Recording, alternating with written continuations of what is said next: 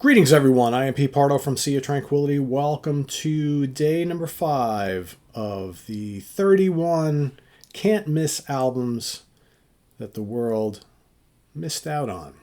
Right? This is the theme we're doing this whole month. We're looking at these underrated albums that were released by either very well-known bands or maybe not so known bands, but were surefire, can't miss, potential breakthrough hit albums.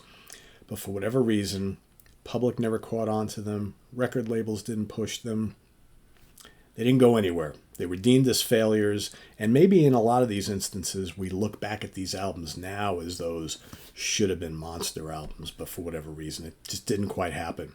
And I think for this band, this is the second and last studio album from this American band, this should have been a big breakthrough for them. I think the critics thought so. But it came out in 1993, February 9th, 1993, as a matter of fact. And I think they were two things. They were a little too early to the game, because I think that their style of music might have really done well a couple of years later. And I think they were too late to the game at the same thing. Obviously, I think this album would have done monster business in the 70s. So, but they obviously weren't quite old enough. Like I said, released February 9th, 1993, recorded at various studios throughout Los Angeles, California, produced by the band for Charisma Records. That also could have had something to do with it. Charisma Records, not a huge label, maybe not the right label to promote a band like this. I'm talking about Spilt Milk by Jellyfish.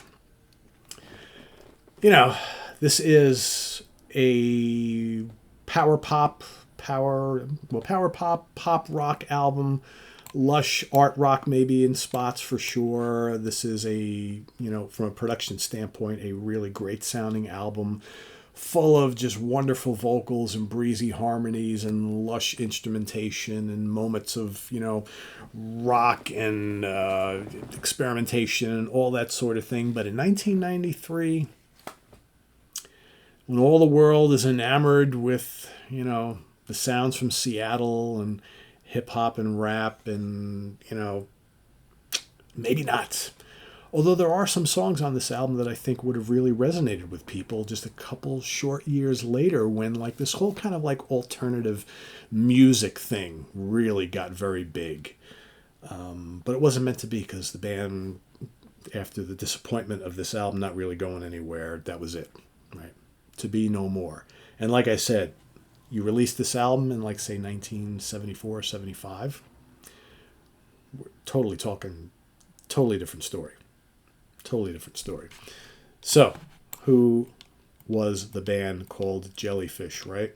So, Andy Sturmer on vocals, drums, guitar, keyboards, right? Roger Joseph Manning Jr. on keyboards, piano, vocals. Tim Smith, bass and vocals, along with some help in the studio from some folks named Lyle Workman, right, on guitar. John Brion on guitar. Tom T-Bone Walk on bass. Jay Bennett plays a little bit of guitar on here. John Patitucci, a little upright bass on one track. Fusion guy from Chick Corea's Electric Band, right? Bruce Caffan, pedal steel on one track. And we have some additional orchestrations and things from the Los Angeles Union Session Musicians group, right? So, what do we have on this album? So, again, like I mentioned, this is 90s power pop. Some rock on here, art rock on here. Think of, when I listen to Jellyfish, I hear the Beatles, I hear the Beach Boys, I hear Queen, I hear 10cc, that sort of thing, right?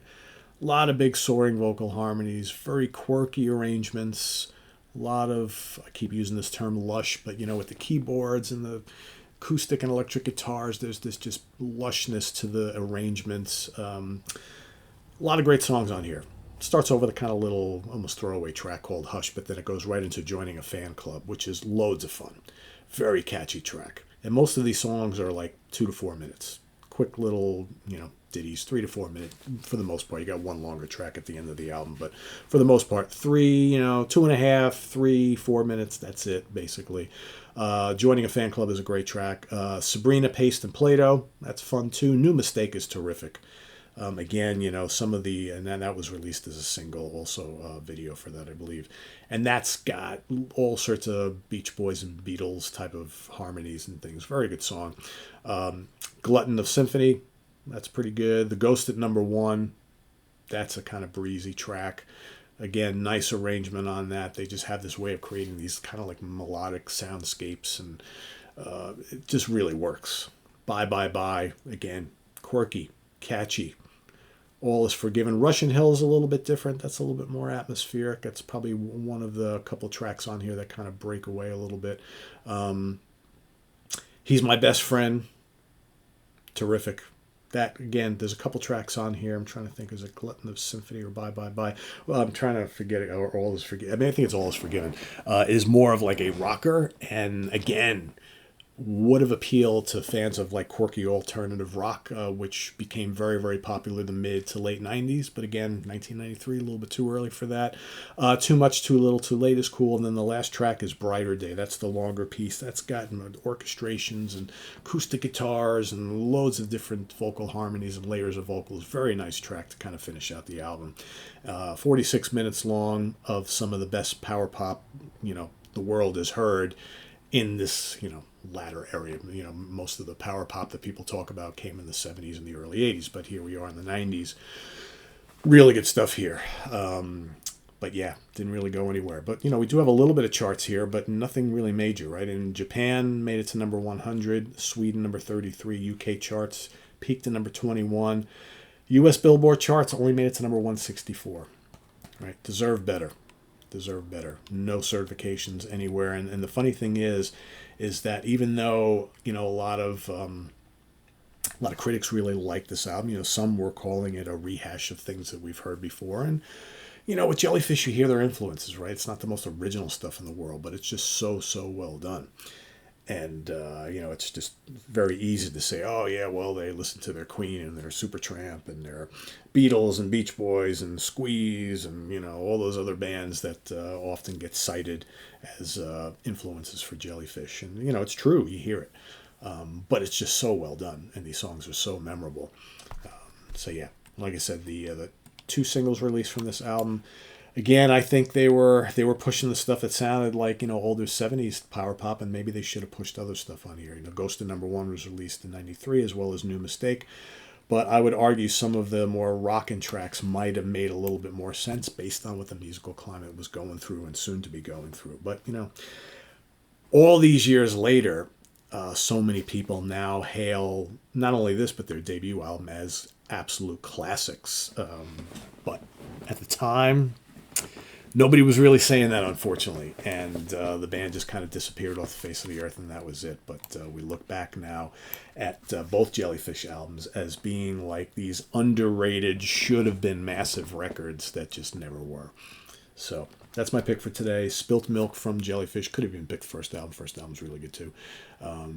And I'm guilty. I did not buy or listen to these at the time. I had no idea of who this band was until I started talking to people like Mike Portnoy and Martin Popoff and, Grant Arthur and whatever, who were, much bigger power pop fans than me. And they talk about stuff like this, Jim Bakke too, about how great these albums were and how undiscovered, underrated they have been for so many years. But like I said, enough people now have discovered these albums later on, so there's renewed interest in the band Jellyfish. But back in the early 90s, man, they were a blip on the radar.